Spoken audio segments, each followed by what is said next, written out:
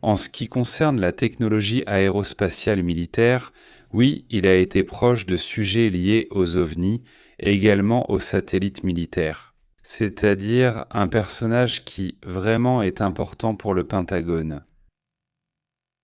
Et maintenant, il a disparu et il reste introuvable. Mais le plus étrange commence à se produire en ce moment même. Parce qu'il était un randonneur expert, c'est un général des États-Unis, et en plus, il avait la randonnée comme passe-temps. Donc il avait l'équipement, il avait les connaissances, la préparation, etc. pour faire de la randonnée. L'occasion où il a disparu, où il s'est parti en randonnée, était une occasion très différente. Parce que, comme tout bon randonneur, tu prends les outils nécessaires pour faire de la randonnée, au moins les outils de base. Écoute, qu'est-ce qu'on va dire? Un de ces couteaux suisses, pas seulement comme un outil, si tu as pris de l'eau en plus, si tu as... C'est-à-dire, allons, les détails comme le téléphone portable, non, parfois une radio ou un téléphone satellite, des choses comme ça, surtout quand on fait de la randonnée de façon plus régulière, on prend certains outils et encore plus en étant le personnage qu'il est, non. Le général à la retraite des États-Unis, William Neil Maxland, âgé de 68 ans, a connu un tournant inattendu, puisqu'un possible aperçu de lui a été signalé au Nouveau-Mexique. Selon les rapports, il a été vu pour la dernière fois à 11h du matin vendredi dernier à Albuquerque, près de Coyol Run Court, au nord-est. Des amis du général ont indiqué qu'il est sorti de la maison sans rien emporter du tout, en fait. Il n'a même pas pris sa montre, il n'a pas pris son téléphone, il n'a absolument rien emporté. Il a l'habitude de faire de la randonnée et du vélo dans ces zones très fréquemment, mais cette fois-ci, il est parti sans rien. Une femme affirme sur les réseaux sociaux avoir vu un homme avec les mêmes caractéristiques que lui près du sentier de Wishwash, dans le canyon de Piedralisa. Juste au moment où le général avait déjà été signalé comme disparu, elle l'a vu passer par là. Selon le témoignage, l'homme se tenait debout près d'un pont au début du sentier. Il était sur le pont, regardant dans le vide. Non, mais non, ce n'est pas comme si elle avait vu qu'il avait sauté ou quoi que ce soit. Elle ne dit pas ça, elle dit juste qu'elle l'a vu là où il y avait un pont, cette personne, ce général. Évidemment, ils sont allés voir s'il y avait quelque chose sur le pont, mais jusqu'à présent, ils n'ont absolument rien trouvé. Les autorités du bureau du shérif du comté de Bernal-Lilo mènent une enquête et ont demandé au public de vérifier les caméras de sécurité de leur quartier et d'envoyer toute information pertinente. Des équipes de recherche et de sauvetage du Nouveau-Mexique ont déjà participé à des opérations très intensives tout au long du week-end dans la région, Albuquerque Open Space. La police a également émis une alerte Silver. Elle est utilisée pour retrouver des personnes âgées disparues ou des personnes souffrant de conditions médicales pouvant les mettre en danger. L'affaire, évidemment, suscite beaucoup de tensions, car il était enquêteur, faisant partie de ce groupe général des installations du laboratoire de recherche de l'armée de l'air à Wright-Patterson, qui gère des programmes scientifiques et technologiques avec des budgets de plusieurs milliards de dollars. Et donc au sein du cercle d'intérêt ufologique des hommes. Et tout cela, on savait que c'était un personnage important. En fait, il apparaît dans les archives de Wikileaks. Oui, il apparaît dans les archives de Wikileaks en faisant référence au sujet OVNI. Là, on parle déjà d'autres années, mais disons que cela aussi est important. Il apparaît aussi dans les documents de la fuite d'email de Joe Podesta en 2016. Vous vous souvenez de Joe Podesta ? Ce député démocrate qui était proche du cercle d'Obama. Et c'était un député qui voulait constamment que tout le sujet ufologique soit divulgué, n'est-ce pas? Tout comme il y a maintenant d'autres députés, même des républicains. Eh bien, à ce moment-là, Joe Podesta essayait de faire en sorte que l'information soit divulguée et il a obtenu certains succès, comme la divulgation où l'on parlait du musicien Tom Lalange, qui a affirmé que ce général McAlance était impliqué dans des discussions sur la divulgation d'informations concernant les ovnis, les pannes. Il y avait plusieurs références dans ces documents qui assuraient que ce général détenait des informations privilégiées, qu'il était proche de ces sujets. Le FBI participe déjà à l'affaire, même si l'enquête est encore en cours. Ou bien ce sont eux qui sont officiellement chargés de l'enquête? C'est le shérif de la région. Pour l'instant, si certains critères ou certaines caractéristiques sont déjà réunis, la recherche s'élargit encore plus, n'est-ce pas? Mais ce laboratoire où il travaillait est lié par exemple à l'affaire de Roswell. C'est-à-dire, je veux dire, le sujet est aussi fou, non, mais il est impliqué dans ces affaires-là. Mais bon, le fait est que les opérations de recherche continuent. La famille, évidemment, insiste. Au moins la famille dit qu'il ne voit pas pour l'instant une situation dans laquelle il aurait été en danger. Quant au fait qu'il ait pu subir un quelconque harcèlement ou que quelqu'un l'ait suivi, ils disent qu'ils n'ont aucune preuve de cela. Et On ne sait pas ce qui lui est arrivé, pour l'instant, on ne sait tout simplement pas, on sait où il était, dans quelle zone, mais jusqu'à présent il n'a pas été retrouvé. Alors, est-ce qu'il s'est perdu quelque part? Est-ce qu'il se cache pour une raison quelconque? Enfin, qui sait? Nous essaierons de donner plus d'informations au fur et à mesure qu'elles apparaîtront. En attendant, c'est tout ce que l'on sait pour l'instant sur ce général. Si les gens qui nous regardent là-bas, du côté du Bucaire, l'ont vu, eh bien évidemment. Contactez d'abord les autorités, puis contactez-nous et faites-nous part de votre commentaire. Mais évidemment, il faut d'abord vérifier avec les autorités de ce pays. Passons donc à d'autres sujets également intéressants concernant ce qui se passe dans le monde. Regardez, cette image apparaît. Voyons si nous pouvons la voir à l'écran. Permettez-moi. Celui-ci. Voyons si je le vois. Voilà, ils disent. C'est l'armée d'Azerbaïdjan qui commence à montrer des mouvements. Ceci pourrait être lié à leur annonce précédente disant qu'ils prendraient des représailles. Je vois cette image plutôt comme l'une de ces images que le gouvernement azerbaïdjanais possède déjà, non? Parce que c'est presque comme un défilé, c'est ainsi que je le vois.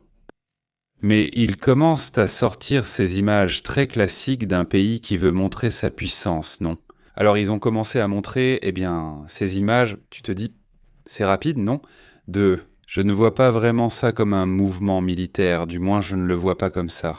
Je vois l'image typique du Chili, mais bon, ce sont les choses qu'ils publient, hein, pas vraiment pour montrer un peu de force. Ce qui est certain, c'est que si on arrive à prouver que c'est un Chagé, l'avion celui-ci, oui, ce sont des images d'archives, mais ils continuent à essayer de prouver que c'est un Chagé. Là, oui, on va voir ce mouvement, mais vraiment non. Enfin, si on commence à s'y intéresser, je ne pense pas, mais bon. Passons à d'autres sujets, parce qu'il y a du mouvement à Yellowstone.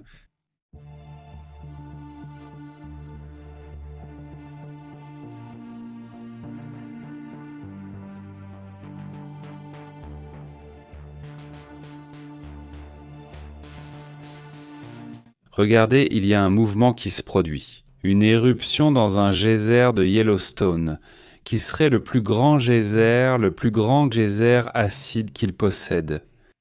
Pas seulement dans la zone de Yellowstone, mais aussi le plus grand geyser acide de la planète, et il est entré en éruption, c'est sûr qu'il le signale.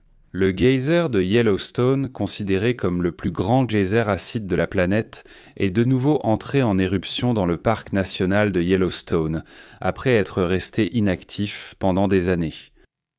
Ce geyser était sans activité et soudainement il s'est activé. La dernière fois qu'il avait eu une activité, c'était en décembre 2020. 6 ans se sont déjà écoulés et l'activité revient.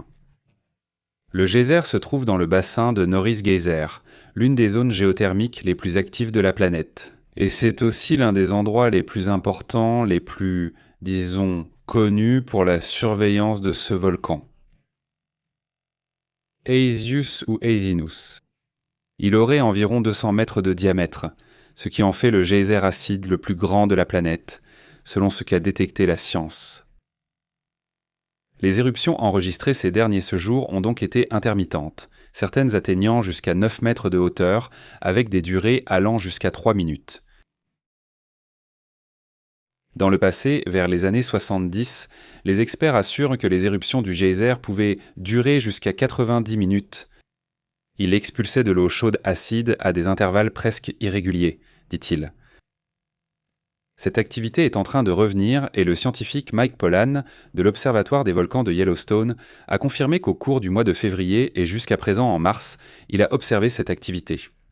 Le phénomène coïncide également avec une découverte récente de chercheurs qui ont détecté 86 000 séismes cachés, car ils ne les avaient pas identifiés auparavant à Yellowstone entre 2008 et 2022. Ils ont trouvé un nouvel outil, un outil qui avait détecté ces séismes sans le vouloir et qu'ils avaient confirmé, mais qu'ils n'avaient pas encore publié. Plus de la moitié. Leurs mouvements sismiques sont de petits essaims de microséismes qui se sont produits ces dernières années. Cela confirmerait ce que disent certains experts. L'activité à Yellowstone est plus intense depuis des années que ce qui a été annoncé. Le phénomène coïncide avec une confirmation. Cela pourrait conduire, il n'y a pas encore de confirmation qu'il y ait plus d'activité. Mais ils assurent qu'une super éruption, dans le cas où elle se produirait, serait plus de 100 fois plus puissante que celle du Krakatoa, qui, comme nous le savons, a déjà causé des problèmes à l'échelle mondiale. Parce que toute cette sortie de matière fait que l'atmosphère se couvre, que le soleil se cache, et alors un refroidissement commence à se produire sur la planète. À un niveau où l'un des problèmes que l'on envisage lors d'une éruption du Yellowstone, en plus de tout ce qu'il y a autour, qui pourrait être affecté ou disparaître. En dehors de cela, la planète serait assombrie, mais pas comme la nuit. Ce n'est pas que ce serait la nuit tous les jours, non, pas non plus. Mais il n'y aurait pas ça, ce serait très nuageux, mais sur la planète, il y aurait des pluies tombes très étranges, très différentes de celles que nous connaissons aujourd'hui, et surtout il n'y aurait pas de soleil pour les cultures. Donc, il y aurait une réduction très rapide de la question de la nourriture. Il faudrait inventer de nouvelles méthodes de production alimentaire, par exemple dans des entrepôts éclairés artificiellement, et générer beaucoup d'énergie pour cela. En fait, il existe déjà des projets pour essayer de réfléchir à ce qu'il faudrait faire en cas de super éruption. Maintenant, il est extrêmement rare qu'une éruption de ce type se produise à Yellowstone, c'est-à-dire extrêmement rare. 3 super éruptions ont été enregistrées. Il y a 2,08 millions d'années, il y a 1,3 million d'années, et il y a 630 et 1 000 ans. Les scientifiques affirment qu'ils signaleront toute activité observée, mais qu'à ce jour, ils n'en voient pas assez pour une telle éruption. Il existe même un projet de la NASA visant à installer une immense centrale géothermique et à obtenir toute l'énergie possible à Yellowstone, dans le but de réduire progressivement l'énergie du Yellowstone au fil des années. C'est un projet très coûteux qui, jusqu'à présent, n'a pas été accepté, on n'a pas voulu l'accepter. Voilà donc la situation avec le Yellowstone. C'est un sujet auquel il faut toujours prêter attention, qu'il faut connaître. Mais espérons que nous n'ayons jamais à faire face à une éruption de ce type.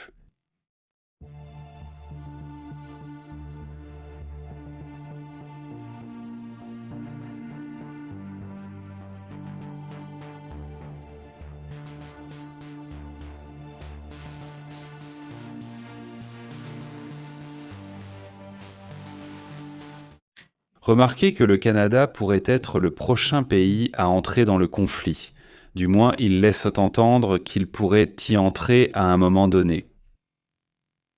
L'évaluation d'une participation militaire à la guerre en Iran affirme que, selon le Premier ministre, Mark Carney, on ne peut pas l'écarter. C'est-à-dire, il ne dit pas que nous allons entrer en guerre, mais ce que le Canada dit, c'est qu'il y a une possibilité. Non, évidemment, il y a une possibilité. Et c'est curieux, surtout en pensant que Mark Carney s'entend terriblement mal avec Donald Trump. Mais le fait qu'ils disent cela peut montrer, enfin le fait même qu'ils le disent, ce que les Européens ont fait, c'est en quelque sorte aller à l'encontre de Trump, parce qu'ils sont très mécontents. Mais au Canada, également mécontent, il s'est opposé sur presque tout. Le Premier ministre du Canada a déclaré que son pays n'exclut pas une possible participation militaire à la guerre, augmentant les alertes géopolitiques. Lors d'une visite officielle en Australie, selon ce que l'on sait, il a été interrogé sur la possibilité d'une implication directe dans le conflit opposant les États-Unis, Israël et l'Iran. Sa réponse a été ferme, mais aussi nuancée. Il dit qu'on ne peut jamais exclure catégoriquement une participation, même s'il précise que, pour l'instant, le scénario reste encore hypothétique. Le conflit régional s'est intensifié de façon drastique, dit-il, mais nous sommes encore en train d'analyser, on ne peut pas l'exclure, dit-il. Carney a réaffirmé que le Canada privilégie la protection de ses citoyens et le soutien à ses alliés. Il a également laissé ouverte la possibilité qu'il puisse y avoir une coopération militaire, si la situation l'exige plus tard. En même temps, Ottawa soutient également les efforts internationaux visant à empêcher l'Iran de développer des armes nucléaires. Autrement dit, déjà à cette époque, le Canada faisait aussi partie de ceux qui critiquaient le fait que l'Iran ne possède pas d'armes nucléaires. Ce n'est pas un pays qui a déjà insisté là-dessus, alors est-ce que ça va dans cette logique ? L'Australie aussi d'ailleurs, et l'Australie en possède. Le Canada comme l'Australie font partie des pays ayant le plus de liens en matière de renseignement avec les États-Unis. Ils font aussi partie des fameux pays des 5 yeux, donc qui sont 5 pays, évidemment. Voilà, c'est comme ça, passons donc à d'autres sujets importants.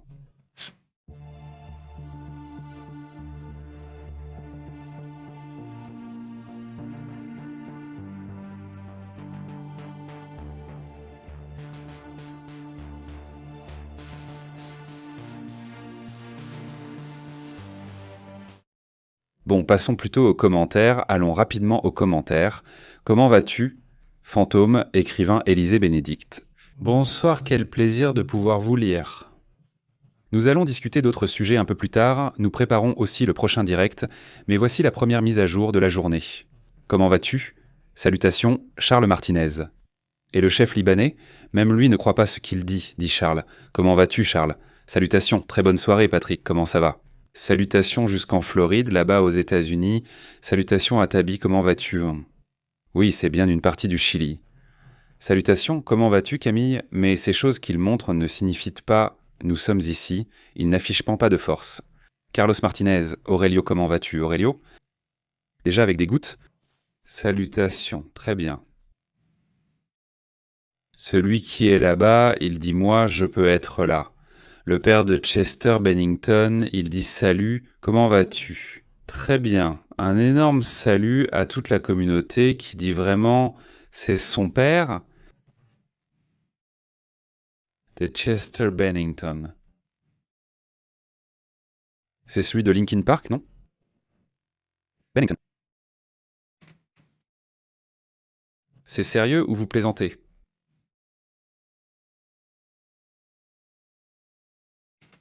Bennington, Chester. Les rumeurs qui lient Chester au chanteur décédé disent à Chester, le défunt, que j'aurais pu être l'ancien patron, ce sont des théories du complot. Ah non, ce n'est pas vrai. Celui-ci. Salut, moi, Cardo. Très bien, quoi de neuf, David ? Salutations à Marcella Megno, Gaëtan, comment vas-tu ? Très bien, Nico. Comment ça va, Rosa ? Merci beaucoup à toute la communauté, Omar dit. J'ai commencé à voir le prix de l'essence augmenter à New York, dit Omar Canyon. Merci pour l'info, Omar. Eh bien, imagine-toi, ça ne fait même pas une semaine et ça commence déjà à augmenter. C'est incroyable, on en reparlera à la prochaine émission. Comment vont les marchés ? Mais c'est vraiment fou, non ? Je veux dire, le dollar monte, il continue de monter. Au fait, tout à l'heure, on analysera bien comment ça se passe et on continuera à en discuter. Mais définitivement, le pétrole monte, le dollar monte, le pétrole est plus haut qu'hier, il est déjà en train de s'envoler. N'est-ce pas ? Si cela se confirme, ce qu'ils disent sur le pétrole, on en parlera plus tard en détail. Eh bien, ce serait vraiment une nouvelle très importante dans ce sens, non ? Pourquoi ? Alors, cette garantie dont parlait Trump ne fonctionnerait pas très bien ? C'est donc ça le sujet, non ?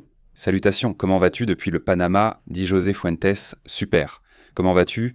Mon homonyme, eh bien, écoutez, on se revoit dans un petit moment. Christiana Arana Cometa, salutations, comment allez-vous ? Très bien. Moreau, visiter la reproduction, dit Moreau. Super Moreau, c'est génial. Adilson, comment vas-tu ? Bon, on se revoit dans un petit moment. Merci beaucoup de partager, de liker. On se retrouve dans un instant.